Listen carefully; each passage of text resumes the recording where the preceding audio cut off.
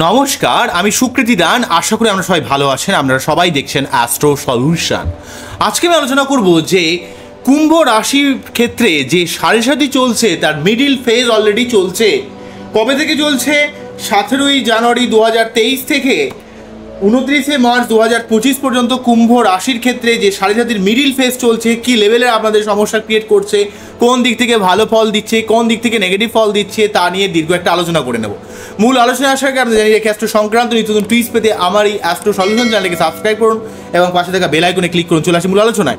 প্রথমেই বলবো, দেখুন কুম্ভ রাশি বা লগ্ন যেহেতু রাশিচক্রের একাদশ ভাব এবং অধিকর্তা গ্রহ যেহেতু শনি নিজে, তাই আপনাদের মধ্যে কর্মশক্তি, কিছু করার মতো মেন্টালিটি, ধৈর্য শক্তি, অধ্যাবসায়, নিজেকে ঠিকভাবে প্রকাশ করতে না পারা, নিজের মনের মধ্যে একটা কিসের জন্য একটা চাপা, ডিপ্রেশন, স্যাটিসফ্যাকশন অভাব ক্রিয়েট করে। এটা হচ্ছে কুম্ভ রাশির মধ্যে এই ব্যাপারটা রয়েছে এবং অত্যন্ত বাস্তববাদী মেন্টালিটি কিন্তু কুম্ভর মধ্যে থাকে।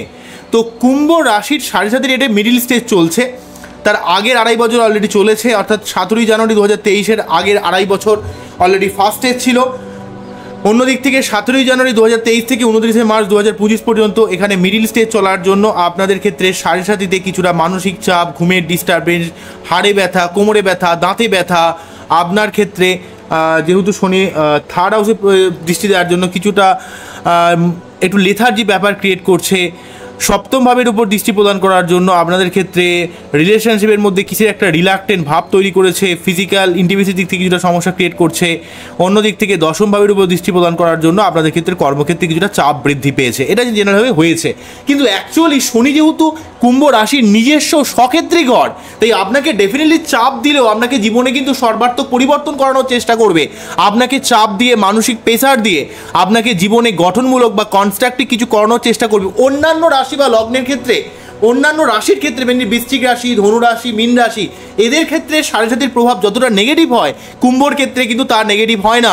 বরং কুম্ভ কিন্তু জীবনে এই সময় কনস্ট্রাকটিভ কিছু করতে পারে। জীবনে অনেক সময় অনেক কুম্ভ রাশির মানুষকে দেখতে পাওয়া যায় ভালো কোনো চাকরি প্রাপ্তি, অর্থপ্রাপ্তি, কর্মে উন্নতি, আপনার বিবাহ হওয়া, এমন সমস্ত ভালো ভালো জায়গায় কিন্তু অনেক সময় সাড়ে সাতি সময় কিন্তু চলে। কেননা কুম্ভর ক্ষেত্রে কুম্ভ রাশির মানুষেরা এমনিতেই কিন্তু অত্যন্ত বাস্তববাদী হয়, তাদের মধ্যে ইমোশনাল ব্যাপারটা এতটা কাজ করে না। আপনি যখন বাস্তববাদী হয়ে যাবেন, আপনার বাড়িতে যখন শনি ভালো হবে, তখন কিন্তু আপনার মধ্যে কিছু করার মতো মেন্টালিটি থাকবে, কনস্ট্রাকটিভ চিন্তাভাবনা থাকবে, তখন কিন্তু আপনার সাড়ে সাতি কোনোভাবে আপনাকে কষ্ট দেবে না।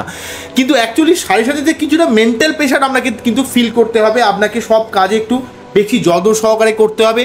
যে কাজটাকে আপনি করছেন, যে কাজটা হয়তো আপনাকে 100% এফোর্ট দিতে হতো, সেই কাজটা আপনাকে কিন্তু 150% হয়তো এফোর্ট দিতে হবে, বা 200% আপনাকে এফোর্ট দিতে হবে, হয়তো দুগুণ হারে হয়তো আপনাকে এফোর্ট দিতে হবে। কিন্তু কাজটা আপনি লেগে থাকলে কিন্তু অবশ্যই হবে।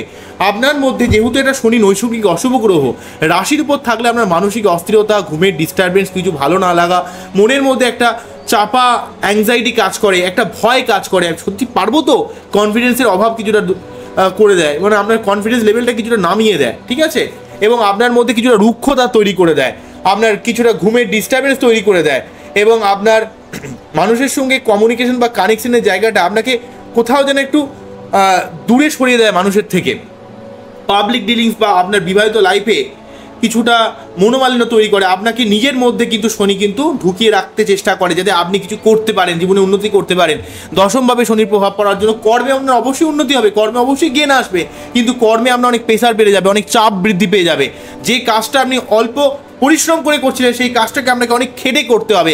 কিন্তু এই সময়টা কিন্তু আপনার জীবনের শুভ শুভ পরিবর্তন কিন্তু ডেফিনেটলিভাবে করবে। কেন করবে?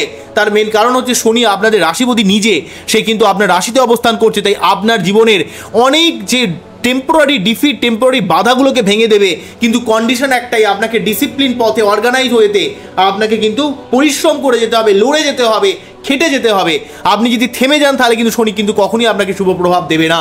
কেননা শনি আপনার যে রাশি, যে লগ্নেই হোক না কেন, শনি তার নিজের মানুষের, তার নিজের ক্ষমতা অনুযায়ী, তার অধ্যাবসায় অনুযায়ী, তার ডিসিপ্লিন পথে চলার অনুযায়ী মানুষের কিন্তু ফলাফল প্রদান করে। তাই শনি থেকে ভয় না খেয়ে প্রতি শনিবার আপনার নিরামিষ খেয়ে শনি মন্দিরে ডেফিনেটলি পুজো দেওয়া উচিত। এবং আপনি যে কাজটা করছেন, বিশেষ করে সেই কাজটাকে আপনাকে কিন্তু আরও দায়িত্ব সহকারে, আপনার এমনি দায়িত্ব সহকারে কাজ করেন, আপনাকে আরও দায়িত্ব সহকারে, আরও পরিশ্রম করে, কোনো রকম ফলের কোনো এক্সপেকটেশন না করে রেজাল্টের কথা না ভেবে আপনাকে কিন্তু কাজটা করে যেতে হবে। এবং রিলেশনশিপের ব্যাপারে আপনাকে কিন্তু লাইফ পার্টনারের সঙ্গে কোনো রকম মনোমালিন্য করলে হবে না। আপনার প্রেমের ব্যাপারে আপনাকে আরও যত্নশীল হতে হবে। আপনার মনের মধ্যে একটা বৈরাগ্য ভাব তৈরি করবে, যতই মনের মধ্যে বৈরাগ্য ভাব তৈরি করুক আপনি কিন্তু রিলেশনশিপের ব্যাপারে কোনো রকম ঝুটঝামেলা করবেন না।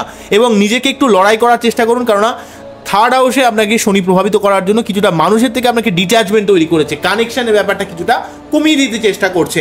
তো যাই হোক, হাজার হোক সে একটা নৈসর্গিক অশুভ গ্রহ, তার কিছুটা নেগেটিভিটি রয়েছে, কিন্তু তার সত্ত্বেও যেহেতু আপনার রাশিপতি, সেই জন্য কিন্তু আপনার জীবনে গঠনমূলক পরিবর্তন করা, জীবনে উন্নতি করা, আপনাকে দিয়ে জীবনে কিছু করানোর মতো কিন্তু চেষ্টা করবে। তাই এই জায়গাটাকে সঠিকভাবে কাজে লাগানোর জন্য আপনাদের ক্ষেত্রে কিন্তু সেকেন্ড ফেজ চলছে 17 জানুয়ারি থেকে 2023 17 জানুয়ারি থেকে 2025 29 মার্চ পর্যন্ত।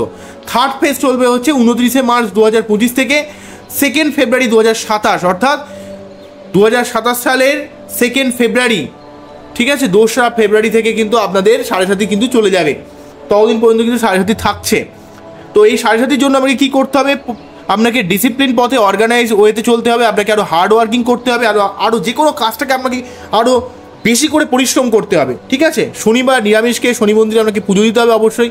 শনিবারগুলো কিন্তু অবশ্যই আপনারা নিরামিষ খাবেন। যারা বাইরে থাকেন, যাদের পক্ষে সম্ভব নয়, তারা হয়তো নিরামিষ না খেতে পারেন, কিন্তু যাদের পক্ষে তাদের অপশন রয়েছে তারা অবশ্যই নিরামিষ খাবেন এবং শনিবার অবশ্যই শনি মন্দিরে পুজো দিয়ে আসবেন।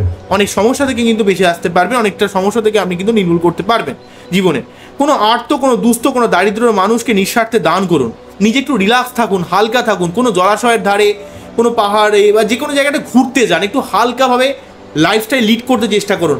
বা সারাদিনে অন্তত একবার হলেও নিজের সঙ্গে একটু টাইম স্পেন্ড করুন, একটু হালকা থাকুন, একটু গান শুনুন, একটু রিল্যাক্স থাকুন, ঠিক আছে। অন্য দিক থেকে বলছে যে সেটা হচ্ছে শাস্ত্র যেটা বলে সেটা হচ্ছে শিবের যে মহামৃত্যুঞ্জয় মন্ত্র যদি পাঠ করতে পারেন তাহলে কিন্তু অনেক উপকার পাবেন। শিবের মহামৃত্যুঞ্জয় মন্ত্রটা আশা করি আপনারা জানেন। ওং ত্রাম্বকং যজামহে সুগন্ধিং পুষ্টি বর্ধনং উর্বারুকমিব বন্ধনং মৃত্যু মুক্ষ্য মামৃত্তাল। ওং ত্রাম্বকং যজামহে সুগন্ধিং পুষ্টি বর্ধনং উর্বারুকমিব বন্ধনং মৃত্যু মুক্ষ্য মামৃত্তাল। ওং ত্রাম্বকং যজামহে সুগন্ধিং পুষ্টি বর্ধনং উর্বারুকমিব বন্ধনং মৃত্যু মুক্ষ্য মামৃত। এই মন্ত্র পাঠ করতে পারেন।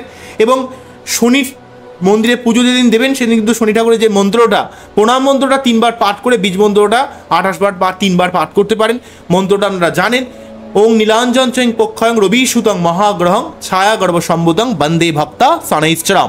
এই মন্ত্রটা 3 বার করে পাঠ করে তার যে বীজ মন্ত্র যে কোনো একটা, ওং ঐং শ্রীং শনিশ্চরায় নমঃ, ওং ঐং শ্রীং শনিশ্চরায় নমঃ, ওং ঐং শ্রীং শনিশ্চরায় নমঃ, অথবা শনির যে মন্ত্র ওং প্রেম প্রিম প্রম স্বাহা শনিশ্চরায় নমঃ, ওং প্রেম প্রিম প্রম স্বাহা শনিশ্চরায় নমঃ, ওং প্রেম প্রিম প্রম স্বাহা শনিশ্চরায় নমঃ। এই মন্ত্রটা পাঠ করতে পারেন। এই মন্ত্রটা পাঠ করলে বেশি উপকার পাওয়া যায়। এবং আপনারা ভাত রান্না হওয়ার আগে সেই ভাত কিছুটা তুলে রাখুন এবং কাককে খেতে দিন নিজের খাওয়ার আগে। কালো তিল দিয়ে যদি 44 দিন স্নান করতে পারেন এবং যেই দিন স্টার্ট করবেন সেই দিনটা যেন অবশ্যই শনিবার দিন হয়, ঠিক আছে। ব্লু কালারের জিনিসপত্র ব্যবহার করুন, বিশেষ করে প্রতি শনিবার তো অবশ্যই ব্লু কালারের জিনিসপত্র বেশি ব্যবহার করবেন। তাহলে কিন্তু আপনার মনের মধ্যে একটা ডিসিপ্লিন পথে অর্গানাইজ হয়েছে জীবনে কিছু করার মতো মেন্টালিটি তৈরি হবে। তা এই জন্য এইভাবে যদি চলতে পারেন তাহলে কিন্তু শারীরিক ব্যাপারটা কোনোভাবে আপনার উপর নেগেটিভ করবে না। তবে আপনার কিছুটা দাঁতে ব্যথা, কিছুটা কোমরে ব্যথা, হার্ট সংক্রান্ত প্রবলেম, আপনার মনের মধ্যে একটা অস্থিরতা, মানসিক ডিপ্রেশন ক্রিয়েট করছে শনি 7.5 জন্য। তাই আপনাকে ডেফিনেটলিভাবে কিন্তু শনিবারগুলোতে আপনাকে অবশ্যই শনিবার নিরামিষকে শনি মন্দিরে পুজো দিয়ে আসতে হবে।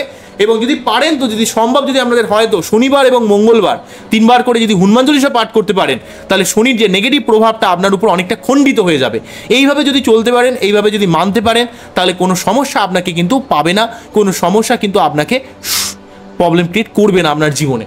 তো আমার এই অনুষ্ঠানটাকে আপনাদের কতটা ভালো লাগলো, কতটা আপনার মন ছুঁয়ে গেল সেটা কিন্তু অবশ্যই আমাকে কমেন্ট সেকশনে জানাবেন। আবারও দেখা হবে নতুন কোনো ভিডিও নিয়ে। নমস্কার, থ্যাংক ইউ। আপনারা সবাই ভালো থাকবেন, সবাইকে ভালো রাখবেন। এই জন্য অনুষ্ঠানটি শেষ করছি। নমস্কার।